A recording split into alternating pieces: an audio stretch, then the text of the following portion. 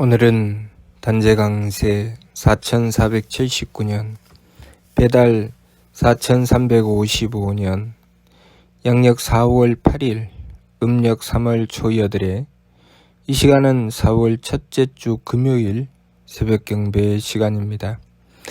이번 주에 한백음께서 주신 말씀은 참 임자는 한백음이시다 라는 말씀입니다. 우리가 한백음을 모시려면 자성구자하라 항제인오 신이라 라고 하신 말씀 그대로 우리의 성품을 닦아야 합니다. 우리의 성품을 닦는 것을 우리는 무엇을 통해서 알 수 있는가? 내 마음을 통해서 알 수 있습니다. 내가 성품을 제대로 닦으면 나의 마음은 착하며, 내가 성품을 제대로 닦지 않으면 나의 마음은 악합니다. 그렇기 때문에 우리가 한백음을 모시려면 마음이 착해야 하는 것이지요. 마음이 착해야 한백음을 모실 수 있습니다.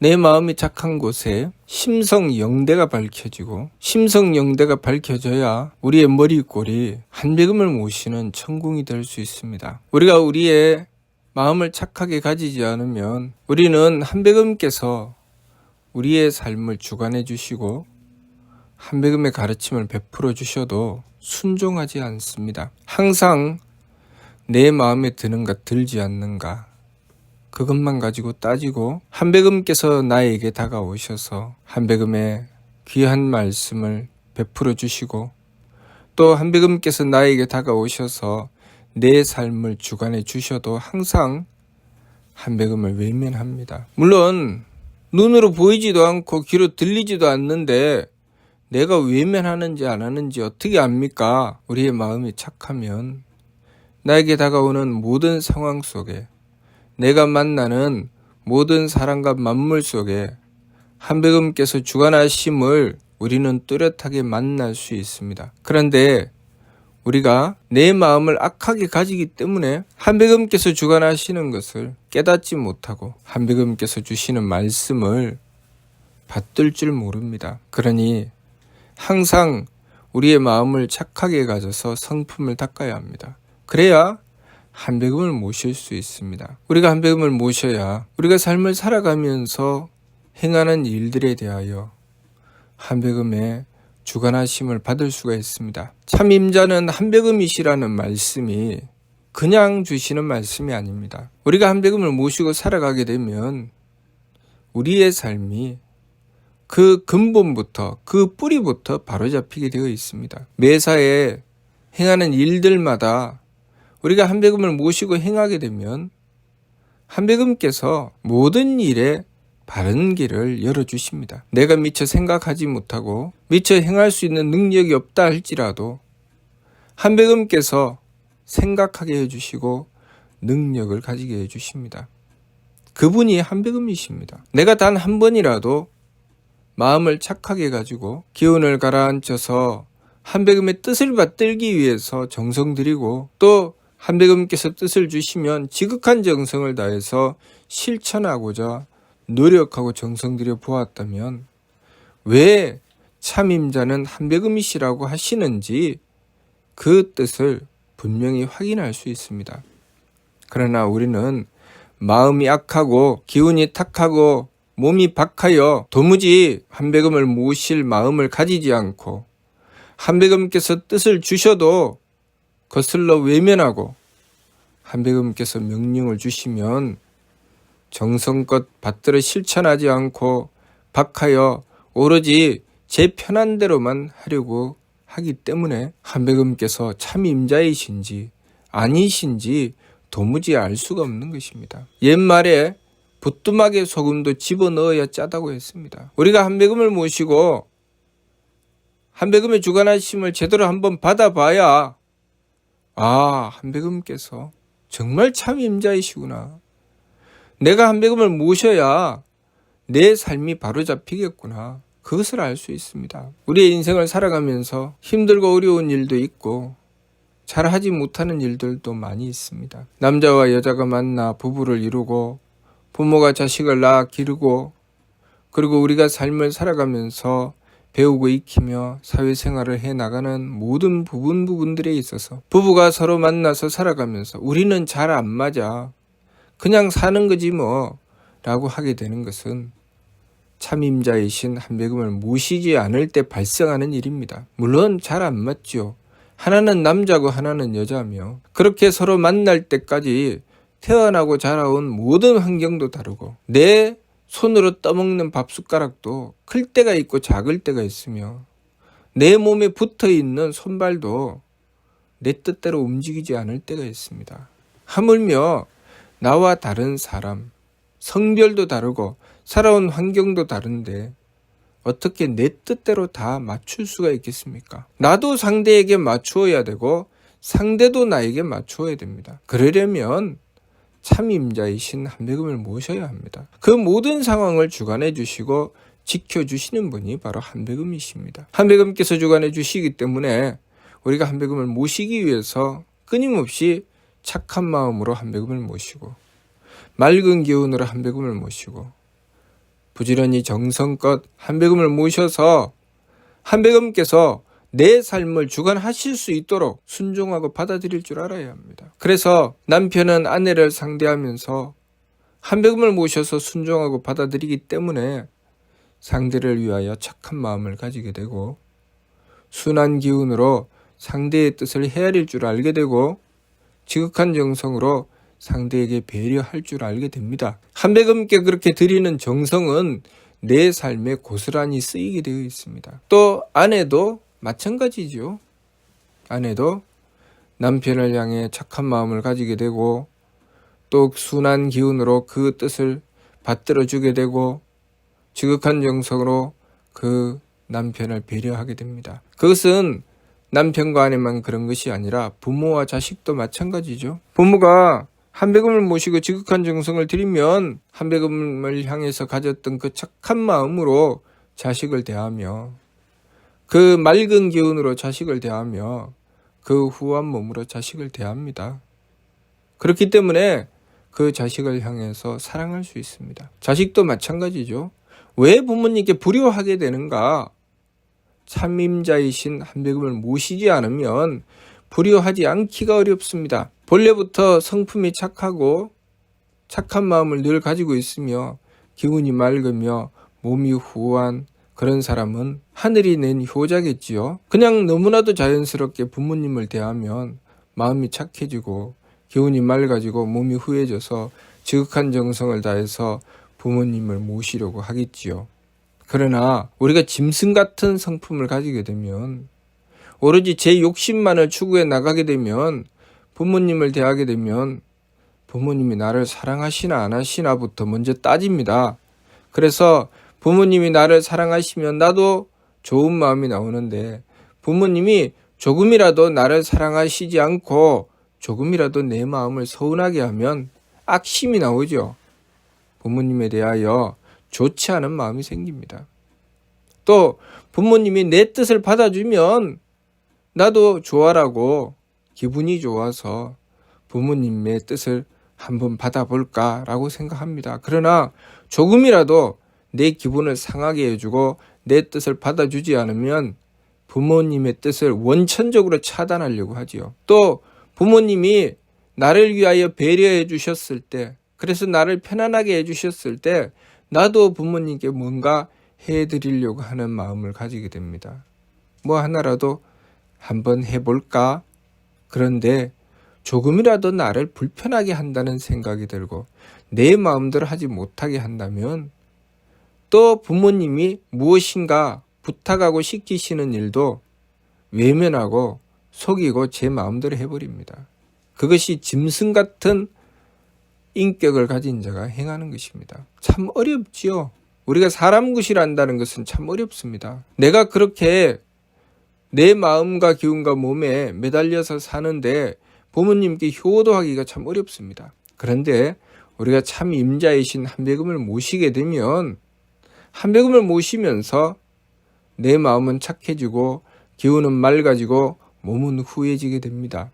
왜냐하면 한배금을 모시려면 마음을 착하게 가지고 기운을 맑게 가지고 몸을 후하게 써야 한배금을 제대로 모실 수 있기 때문에 그렇게 됩니다.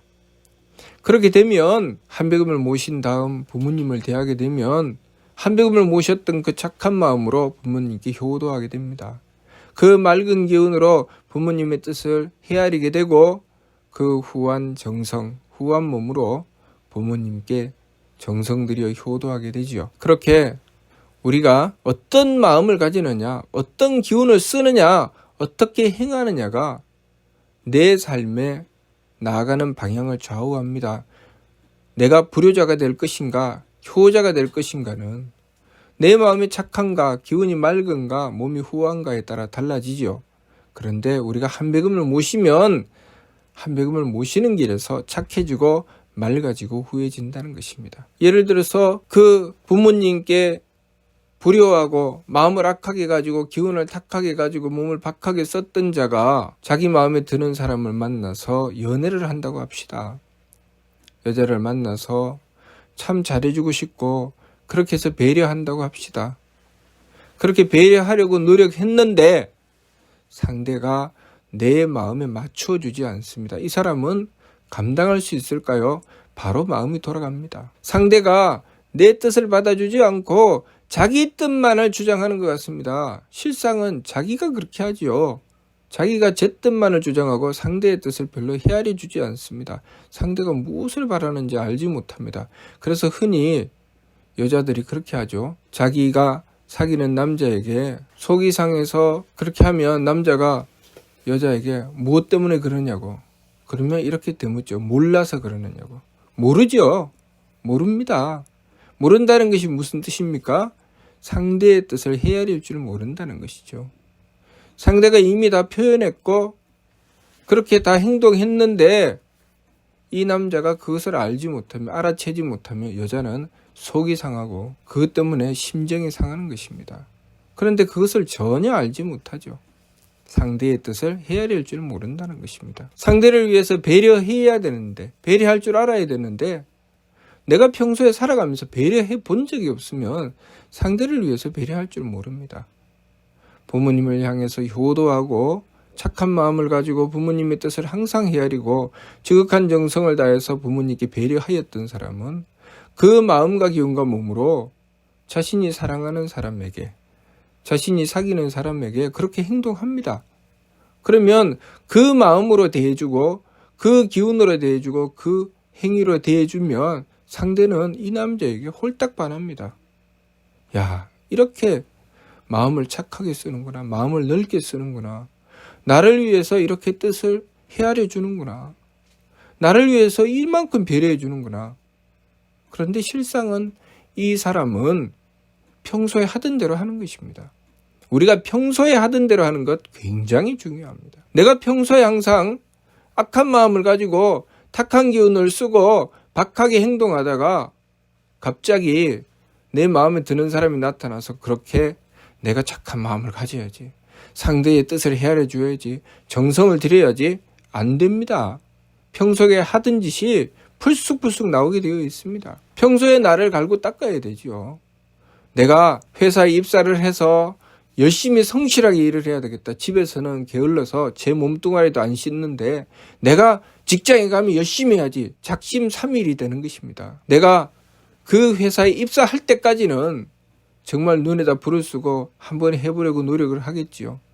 그런데 막상 입사를 하고 어느 정도 그 일이 적응되기 시작하고 나면 그 다음부터 하는 짓은 본래 하던 대로 게으름을 피우고 요령을 피우고 그 속에서 엉뚱한 짓을 하기 시작하는 것입니다. 우리가 평소에 수도하고 갈고 닦는 것 굉장히 중요합니다. 다시 말해서 평소에 참임자이신 한백음을 모시는 것 굉장히 중요합니다. 내 인생을 바르게 살 것인가, 어긋나서 바닥으로 떨어뜨릴 것인가, 그것은 내가 평소에 어떻게 살아가느냐에 따라 달라지는 것입니다. 평소에 한백음을 모시고 정성을 들이면 인생이 바뀝니다. 그런데 그것이 싫지요. 왜? 항상 착한 마음 가져야 되고 기운을 맑게 해서 바른 뜻을 가져야 되고 한백음의 뜻을 헤아리기 위해서 노력해야 되고 한백음께 정성 들이기 위해서 노력하고 정성 들여야 되는데 그것이 당최 귀찮고 싫고 내 마음에 들지 않습니다. 그래서 한백음을 모셔라 하면 모시기가 싫습니다. 왜? 싫어서. 내 마음에 맞춰줘야 되는데 한백음께서 내 마음에 맞춰주시는지 안 맞춰주시는지도 모르겠고 내 뜻을 알아줘야 되는데 한백음께서 내 뜻을 알아주시는지 안 알아주시는지도 모르겠고 한백음께서 나를 위해서 배려해 주셔야 되는데 한백음께서 나를 배려해 주시는지 안 배려해 주시는지도 모르겠습니다. 누군가 사람이 나타나서 너를 사랑해. 누군가 사람이 나타나서 네가 최고야. 누군가 사람이 나타나서 내 입에 먹을 거라도 하나 집어넣어 주면 야 정말 감사합니다. 아, 예, 참 좋습니다. 나도 그렇게 하겠습니다. 이렇게 되는데 한백음께서는 말씀 없이 말씀하시고 모습 없이 모습하시며 함이 없이 행하시기 때문에 오로지 남는 것은 내가 가지는 착한 마음, 내가 가지는 맑은 기운, 내가 가지는 후한 몸밖에 없는데 항상 손해보는 것 같습니다. 그 어리석은 생각 때문에 한백음을 모시지 못하는 것입니다. 한백음을 모시지 못하면 결국 내 마음은 굴러서 악함으로 떨어지고 내 기운은 굴러서 탁함으로 떨어지고 내 몸은 굴러서 박함으로 떨어집니다. 그러면 내 인생이 어떻게 될까요? 재앙의 삶이 되고 하는 일마다 탁탁 끊어지는 일찍 죽음의 삶이 되고 내가 무엇인가 할 때마다 온갖 천대를 다 받는 천한 삶이 되는 것입니다. 그것을 알지 못하고 아이고 힘들고 귀찮아서 나 한백음을 못 모셔. 좀 쉽고 편해야 모시지. 너무 힘들어서 못 모시겠다고. 무엇 때문에 한백음을 모십니까? 한백음을 모셔야 내가 착해지고 맑아지고 후해져서 복되고 장수하고 귀한 삶을 얻기 때문에 한백음을 모시는 것입니다. 또 그렇게 살아가는 것이 하느님께서 우리의 삶을 베풀어 주신 근본의 이유요 목적이기 때문에 한백음을 모시는 것입니다. 우리가 한백음을 모셔야 우리가 이 세상에 태어난 값어치를 다 할 수 있는 것입니다. 이 세상의 삶을 한백음을 모시고 살아가게 되면 우리의 인생이 가치 있는 인생이 되고 보람 있는 인생이 되어서 이 세상을 다 살고 마며 돌아갈 때도 한백음께서 계시는 천국을 향해 나아갈 수가 있는 것입니다. 그러니 우리가 이번 주 말씀 참임자는 한백음이시다 라는 말씀을 진실로 깨닫고 항상 한백음을 모셔서 내 삶을 바로잡아 복되고 장수하고 귀한 삶으로 나아가야 하겠습니다. 무슨 뜻인지 이해가 됩니까? 마치도록 하겠습니다.